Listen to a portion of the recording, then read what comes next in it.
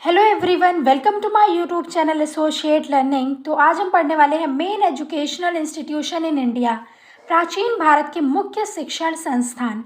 इसमें आज हम देखेंगे तक्षशिला के बारे में, नालंदा के बारे में, वल्लभी, विक्रमशिला, ओदंतपुरी, जगदला, सभी यूनिवर्सिटीज़ जो भी थी हमारी प्राचीन भारत में, हम सभी के बारे में देखने वाले हैं। तो ये हमारा higher education UGC NET paper 1 unit 10 के अंतर्गत आता है।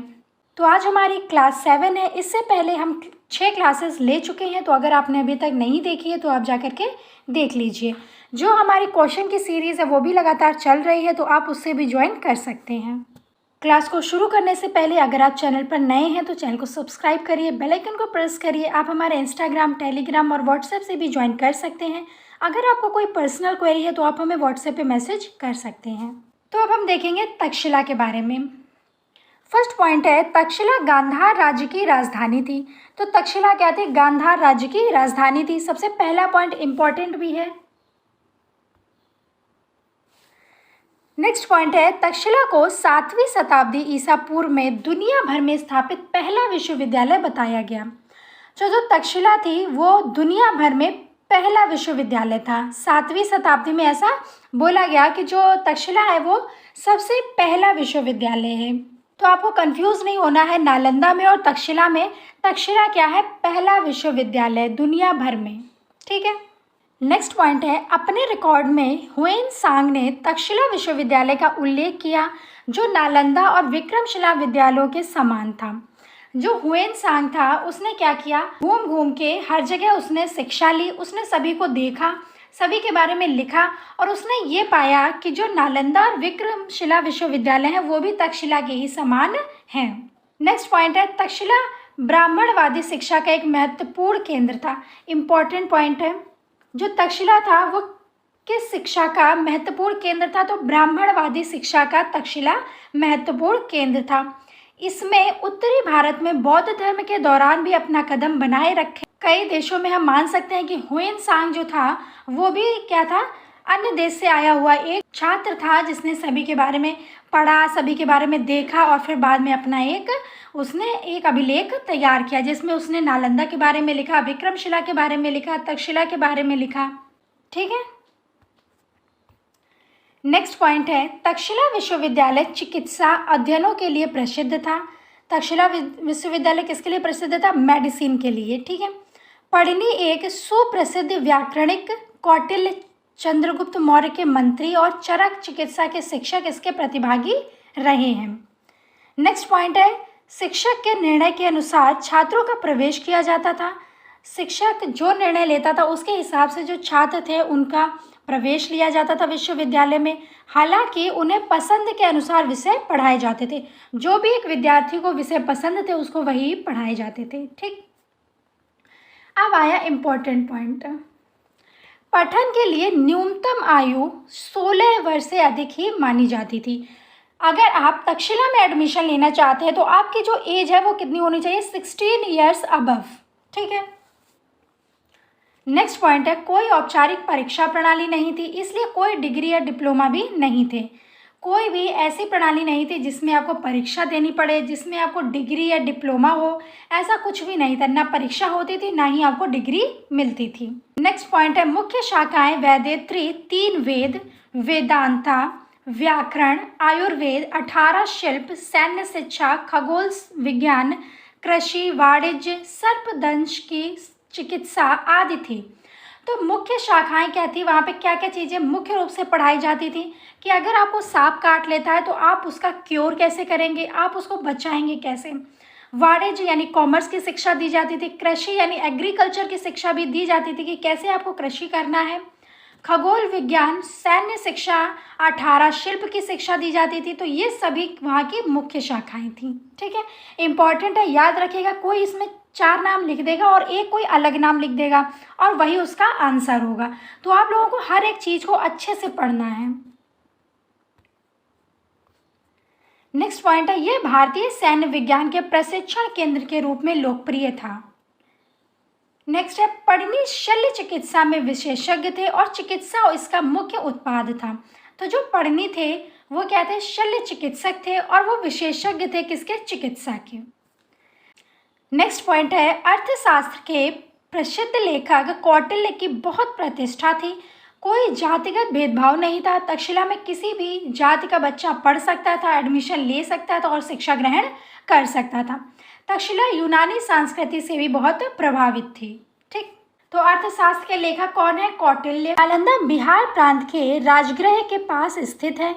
यह भगवान बुद्ध के निकट शिष्य सरिपुत्र का जन्म स्थान रहा है, जो महायान से निकटता से जुड़ा हुआ है। इंपॉर्टेंट पॉइंट कि महायान, जो नालंदा है वो किससे लिंक्ड है? महायान से लिंक्ड है। इंपॉर्टेंट पॉइंट है, ये क्वेश्चन बहुत बार पूछा गया है कि जो नालंदा है वो किससे लिंक्ड है।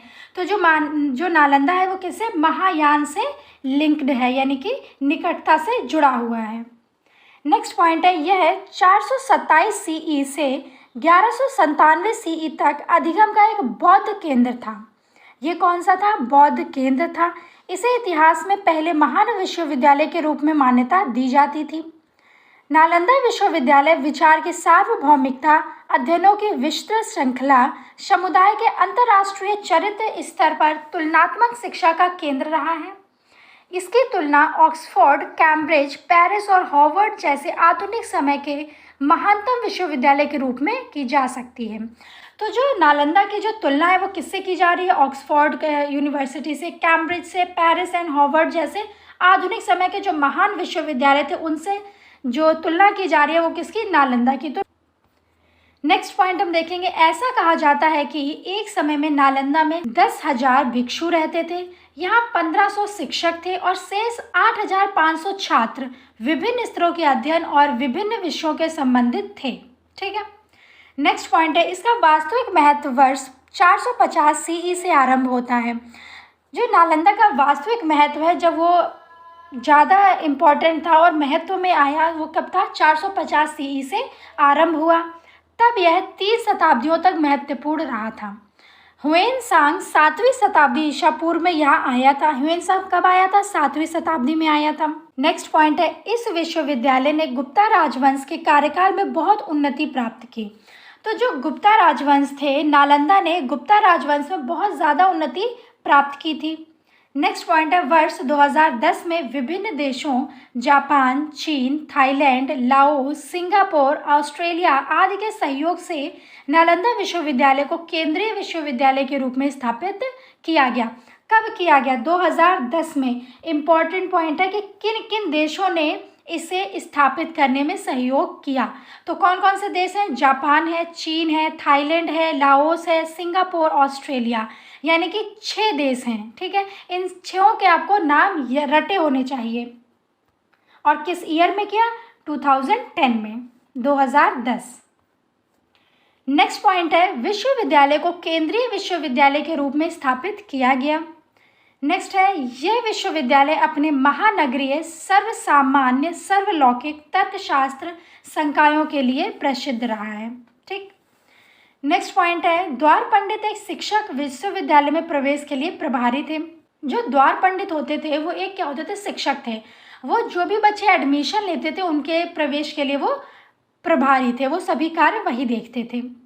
नेक्स्ट पॉइंट है, 8 बड़े हॉल जिन्हें समाग्राम का नाम दिया गया और 300 अध्ययन कक्ष इसके मुख्य आकर्षण केंद्र रहे हैं। जो नालंदा था उसमें 8 बड़े बड़े हॉल थे जिन्हें समाग्राम कहा जाता था और 300 अध्ययन कक्ष थे जहाँ पे लोग स्टडी करते थे बैठ के। ये वहाँ के मुख्य आकर्षण के केंद्र थे। नेक्स्ट है, यह पूरे एशिया में शिक्षा का बड़ा केंद्र माना जाता था। उस समय जो नालंदा था वो पूरे एशिया में शिक्षा का एक बड़ा केंद्र था। नेक्स्ट पॉइंट, प्रवेश मानदंड कुछ कठिन भी थे। विश्वविद्यालय में प्रवेश के लिए न्यूनतम आयु सीमा 20 वर्ष की थी। जो तक्षशिला था वहाँ पे जो न्यूनतम आयु सीमा थी वो कितनी थी? 16 ईयर्स। और जो नालंदा है वहाँ पर कितनी है? 20 ईयर्स। कई सुविधाएं निःशुल्क दी जाती थी। बहुत सारी ऐसी सुविधाएं थी जो बच्चों को फ्री ऑफ कॉस्ट दी जाती थी, उनसे कोई भी शुल्क नहीं लिया जाता था। नेक्स्ट पॉइंट है, कुलपति या विश्वविद्यालय के कुलाधिपति शीलभद्र थे, जिन्होंने सभी सूत्र और शास्त्र ग्रंथों का अध्ययन किया था। यहाँ पर जो शिक्षा होती थी वो कैसी होती थी? मौखिक और व्याख्यात्मक, व्याख्यान तथा विवाद और चर्चा, चर्चा यानी डिस्कशन, विवाद यानी डिबेट, व्याख्यान यानी कि लेक्चर, मौखिक वर्बल। ठीक है, तो यहाँ पे वर्बल शिक्षा दी जाती थी, डिस्कशन होते थे, डिबेट होते थे, लेक्चर दिए जाते थे। तो इस प्रकार से यहाँ पे शिक्षा दी जाती थी। नेक्स्ट पॉइंट है, विश्वविद्यालय के पास अपनी प्रतिष्ठा के अनुरूप एक बहुत बड़ा पुस्तकालय था जो कि 9 मंजिल ऊंचा भवन था। जो पुस्तकालय था यानी जो लाइब्रेरी थी वो कितनी मंजिल की थी? 9 मंजिल की थी। इम्पॉर्टेंट है, याद रखिएगा कि जो नालंदा में पुस्तकालय था वो 9 मंजिल का बना हुआ था। पुस्तकालय में 3 विभाग थे जिन्हें कि रत्न सागर के नाम से जाना जाता था। जो 3 विभाग थे पुस्तकालय में उन्हें रत्न सागर कहा जाता था। ठीक है, नेक्स्ट पॉइंट है, नालंदा ने भारतीय संस्कृति के विकास, विस्तार और परिशोधन में अद्वितीय योगदान दिया। इसका विनाश बख्तियार खिलजी ने 12वीं शताब्दी में किया। जो बख्तियार खिलजी था उसने नालंदा का विनाश किया। नेक्स्ट अब हम देखेंगे वल्लभी। फर्स्ट पॉइंट है, ह्वेन-सांग आइंस्टीन ने वल्लभी को भारत के पश्चिमी शुक कवि जयदेव का जन्म चिकित्सा भाग में नालंदा के जैसा गौरवशाली रूप में पाया। जैसा कि नालंदा था बहुत ही गौरवशाली और बहुत ही महत्वपूर्ण था, वैसा ही वल्लभी भी था। यह अन्य धर्मनिरपेक्ष विषयों के रूप में धार्मिक शिक्षा केंद्र नहीं था। ये कोई भी धार्मिक शिक्षा का केंद्र नहीं था। यहाँ पे धर्म की शिक्षा नहीं दी जाती थी, जैसे कि अर्थशास्त्र, नीति शास्त्र यानी कानून, चिकित्सा शास्त्र यहाँ भी पढ़ाए जाते थे। यहाँ पे क्या पढ़ाया जाता था? अर्थशास्त्र पढ़ाया जाता था, कानून की शिक्षा दी जाती थी और चिकित्सा की यानी मेडिसिन भी पढ़ाया जाता था। नेक्स्ट पॉइंट है, यह मुख्य रूप से बौद्ध धर्म के हीनयान रूप का केंद्र था। जो हमारा नालंदा था वो भी हीनयान ही उसका भी केंद्र था, और जो वल्लभी है वहाँ भी हीनयान ही उसका केंद्र है। तो ये इंपॉर्टेंट पॉइंट हो जाता है। नेक्स्ट पॉइंट हम देखेंगे, 755 सीई तक वल्लभी अच्छी वित्तीय स्थिति में था। जो 755 सीई तक जो वल्लभी था वो बहुत ही अच्छी वित्तीय स्थिति में भी था, और क्या था? बहुत ही अच्छा एक गौरवशाली प्रतिभाशाली एक शिक्षा का केंद्र था। ठीक है, लेकिन अरब आक्रमण के कारण इसका कुछ भाग नष्ट हो गया था। जब अरब का आक्रमण हुआ तो इसका बहुत सारा भाग वो नष्ट हो गया। यह फिर भी 12वीं शताब्दी तक जारी रहा। 12वीं शताब्दी तक ये जारी रहा, चलता रहा धीरे धीरे। 12वीं शताब्दी में जैसा कि मैंने अभी आपको पढ़ाया कि 12वीं शताब्दी में जो नालंदा था उसको बख्तियार खिलजी ने नष्ट कर दिया था। ठीक है, तो याद रखिएगा वल्लभी के बारे में। वल्लभी जो है वो कुछ नालंदा की जैसा ही है। इसमें हीनयान उसका रूप का केंद्र है। यहाँ पर क्या क्या पढ़ाया जाता है? अर्थशास्त्र, कानून और चिकित्सा। ठीक है, नेक्स्ट अब हम देखेंगे विक्रमशिला। यह गंगा नदी के तट पर उत्तरी मगध में 8वीं शताब्दी दौरान पाल वंश के सम्राट धर्मपाल द्वारा स्थापित किया गया था। तो ये कहाँ स्थापित है? गंगा नदी के तट पर उत्तरी मगध में। और ये कब हुआ था? 8वीं शताब्दी के दौरान इसको स्थापित किया गया था। पाल वंश के जो सम्राट थे धर्मपाल, उन्होंने इसको स्थापित किया था। यह विश्वविद्यालय धार्मिक शिक्षाओं के लिए प्रसिद्ध था। यहाँ पे क्या धार्मिक शिक्षा दी जाती थी। यहाँ पर 108 विद्वानों को विभिन्न मंदिरों के प्रभारी और आचार्यों के रूप में नियुक्त किया गया था। यहाँ पे 108 विद्वानों को क्या किया गया? नियुक्त किया गया। मंदिर के कुछ प्रभारी बनाए गए, कुछ आचार्य बनाए गए, कुछ स्टूडेंट को जो क्या करते थे? शिक्षा देते थे, धार्मिक शिक्षा। नेक्स्ट पॉइंट है, इसमें तिब्बत के कई विद्वान को आकर्षित किया जो उच्च अध्ययन के लिए भी वहां आए थे। विश्वविद्यालय को बाद में 6 कॉलेजों में आयोजित किया गया। केंद्रीय भवन को विज्ञान भवन कहा जाता था। इंपॉर्टेंट पॉइंट है कि केंद्रीय भवन को क्या कहा जाता था? तो केंद्रीय भवन को विज्ञान भवन कहा जाता था। मुख्य द्वार पर एक द्वार पंडित नियुक्त किया गया था। जो एंट्री का जो गेट होता है वहां पर एक द्वार पंडित नियुक्त किया गया। नेक्स्ट पॉइंट है, महाशिववीर विश्वविद्यालय के सर्वोच्च अधिकारी थे।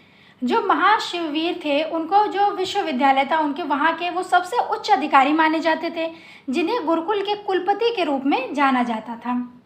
नेक्स्ट पॉइंट है, अध्ययन के मुख्य विषय व्याकरण, तर्कशास्त्र, दर्शन, तंत्रशास्त्र और कर्मकांड थे। बाद में तंत्र शास्त्र को प्रमुखता मिली। किसको प्रमुखता मिली थी? तंत्र शास्त्र को। इंपॉर्टेंट पॉइंट है, लिख लीजिए और पेपर में आया भी हुआ है ये पॉइंट। बंगाल के शासकों द्वारा समरसता दीक्षांत समारोह के समय स्नातकों और स्नातकोत्तरों को उपाधि प्रदान की गई। तो यहाँ पे क्या उपाधि देने लगे थे, दीक्षांत समारोह होता था। मगर जो तक्षशिला यूनिवर्सिटी, वहाँ पे ना कोई एग्ज़ाम होता था और ना ही कोई डिग्री या फिर क्या डिप्लोमा दिया जाता था। इसे 1203 ईस्वी में बख्तियार खिलजी ने नष्ट कर दिया। इम्पॉर्टेंट पॉइंट, कब नष्ट किया? 1203 ईस्वी में। इस प्रकार एक शक्तिशाली शैक्षिक केंद्र का भी पतन हो गया। तो कब कब इसे नष्ट किया गया? जैसे नालंदा को 12वीं शताब्दी में बख्तियार खिलजी ने नष्ट किया, और जो विक्रमशिला है उसको कब किया? 1203 ईस्वी में। विक्रमशिला विश्वविद्यालय तांत्रिक बौद्ध धर्म के लिए प्रसिद्ध था। इम्पॉर्टेंट पॉइंट लिख लीजिए, ये हमेशा पेपर में एक ना एक क्वेश्चन आता ज़रूर है कि विक्रमशिला किस लिए प्रसिद्ध था। जो भी विश्वविद्यालय जिस लिए प्रसिद्ध है वो आपको पता ही होना चाहिए। तो विक्रमशिला तांत्रिक बौद्ध धर्म के लिए, जो तक्षशिला यूनिवर्सिटी थी वो मेडिसिन के लिए, और जो नालंदा है वो लॉजिक के लिए। ठीक है, नेक्स्ट अब हम देखेंगे ओदंतपुरी। फर्स्ट पॉइंट है, मगध के पाल वंश के राजाओं के सत्ता में आने से बहुत पहले यह विश्वविद्यालय स्थापित हो चुका था। ओदंतपुरी उस स्तर की प्रसिद्ध और प्रतिष्ठा प्राप्त नहीं कर सके। जो ओदंतपुरी था उसको उतनी प्रतिष्ठा नहीं मिली जितनी कि नालंदा, तक्षशिला और विक्रमशिला को मिली। ठीक है, जो नालंदा या विक्रमशिला ने प्राप्त की थी वही यहाँ पे लिखा है जो मैंने आपको बताया। नेक्स्ट पॉइंट है, यहाँ लगभग 1000 भिक्षुओं और छात्रों ने निवास किया और वहाँ शिक्षा प्राप्त की। इसने तिब्बत के छात्रों को भी आकर्षित किया।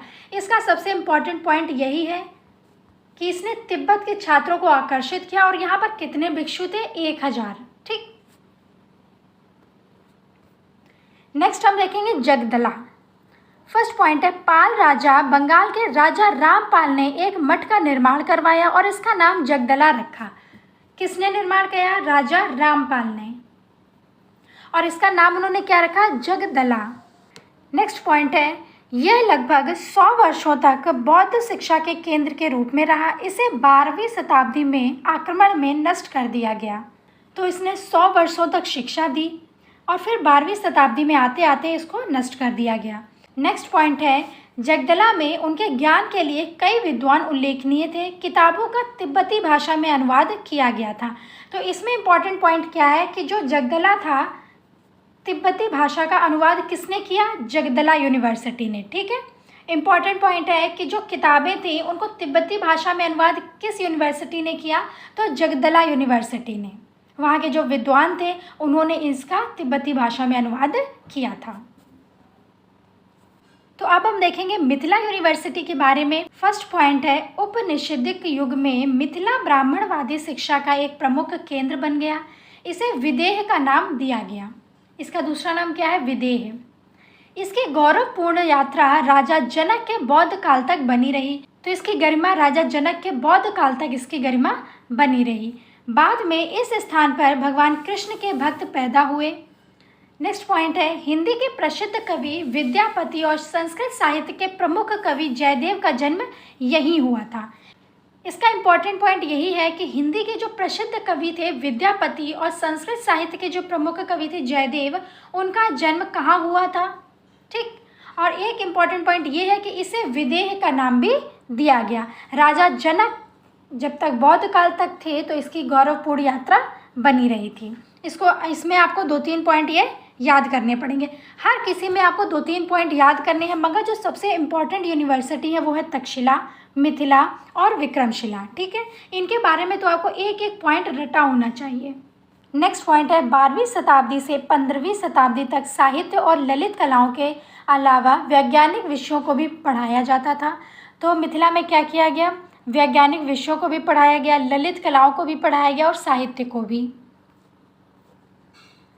न्यायशास्त्र और तर्कशास्त्र भी। गंगा उपाध्याय ने नए तर्क न्याय के एक विद्यालय की स्थापना की। युग निर्माण कार्य जिनका नाम तत्व चिंतामणि रखा गया, उसको यही लिखा गया था। ठीक है, मिथिला ने कई अन्य साहित्य विद्वान और ज्ञानी भी उत्पन्न किए। मिथिला ने जो भी विद्यार्थियों को पढ़ाया उसमें कई साहित्य में विद्वान हुए, कई ज्ञानी उसने पढ़ा करके अपने विश्वविद्यालय में बनाए। नेक्स्ट पॉइंट है, यह विश्वविद्यालय सम्राट अकबर के समय तक शिक्षा और संस्कृति के एक महत्वपूर्ण केंद्र के रूप में पनपता रहा। नेक्स्ट अब हम देखेंगे नादिया। बंगाल में गंगा और जलंगी नदियों के संगम पर स्थित है। इम्पॉर्टेंट पॉइंट है कि जो नादिया है वो कहाँ पर स्थित है, किन नदियों के संगम पर स्थित है। तो बंगाल में गंगा और जलंगी नदियों के संगम पर स्थित है क्या, नादिया यूनिवर्सिटी। इसे पहले नवद्वीप कहा जाता था। नादिया विश्वविद्यालय में 3 केंद्र थे, नवद्वीप, शांतिपुर और गोलापुरा। ठीक है, इम्पॉर्टेंट है ये कि जो नादिया विश्वविद्यालय है उसके जो 3 केंद्र हैं उनके नाम क्या है, नवद्वीप, शांतिपुर और गोपालपुरा। ठीक है, यहाँ जयदेव द्वारा गीत गोविंद के गीतों को दोहराया गया। तर्क की एक पाठशाला रघुनाथ शिरोमणि यहाँ पर अस्तित्व में थी। चर्चाओं में दक्षता और अधिगम को इस विश्वविद्यालय के एक शिक्षक की एक आवश्यक योग्यता माना जाता था। नेक्स्ट हम देखेंगे सलोतगी। कर्नाटक का सलोतगी शिक्षा का एक महत्वपूर्ण केंद्र था। कहाँ का था, कर्नाटक का। छात्रों के लिए 27 छात्रावास थे जो विभिन्न प्रांतों से आए थे। जो विभिन्न प्रांतों से जो छात्र आया करते थे उनके लिए 27 छात्रावास बनाए गए।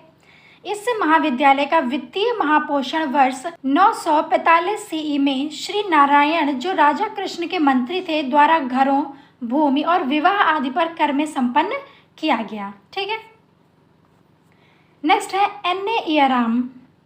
तमिलनाडु में एन.ए. इयराम 340 छात्रों को निःशुल्क निवास तथा प्रशिक्षण प्रदान किया गया। इम्पॉर्टेंट पॉइंट है, कहाँ पर, तमिलनाडु में फ्री शिक्षा दी जाती थी। ठीक है, रहने का, खाने का, पढ़ाने का बिल्कुल फ्री ऑफ कॉस्ट, और 340 छात्रों को इन्होंने निःशुल्क निवास और प्रशिक्षण प्रदान किया था। दक्षिण भारत में अधिगम के अन्य महत्वपूर्ण केंद्र श्रृंगेरी और कांची थे। इम्पॉर्टेंट पॉइंट है कि जो दक्षिण भारत है वहाँ पे जो अन्य महत्वपूर्ण केंद्र थे वो कौन कौन से थे, तो श्रृंगेरी और कांची थे। ये इंपॉर्टेंट और प्रीवियस ईयर आया हुआ क्वेश्चन है। तो आज के लिए इतना ही रखते हैं। अगर आपको वीडियो पसंद आई हो तो वीडियो को लाइक करें, शेयर करें, सब्सक्राइब करें, कमेंट करना बिल्कुल ना भूलें। मिलते हैं नेक्स्ट वीडियो में, तब तक के लिए चैनल से बने रहें। Stay connected, stay healthy. Thank you.